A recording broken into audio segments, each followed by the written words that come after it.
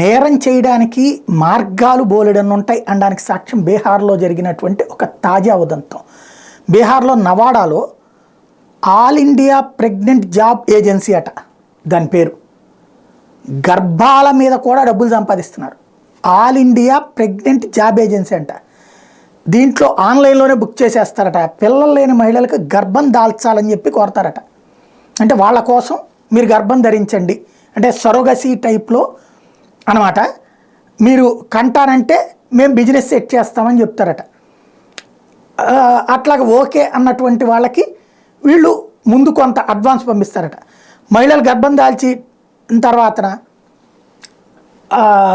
మేము ఇప్పుడు అది క్యాన్సిల్ అయిపోయిందని చెప్తారట. మరి గర్భవతి అయినటువంటి ఆమె ఏం చేయాలి? అప్పుడు అసలు గొడవలు నడుస్తున్నాయి. 799 రూపాయలు రిజిస్ట్రేషన్ ఫీజు కడితే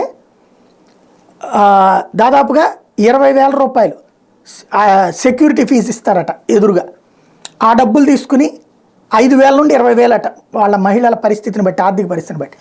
ఆ డబ్బులు తీసుకున్నాక కన్నాక మహిళలకి ప్రసవం జరిగితే 13 లక్షల రివార్డు, విఫలమైతే 5 లక్షల కౌన్సలేషన్ బహుమతి అని చెప్తున్నారట.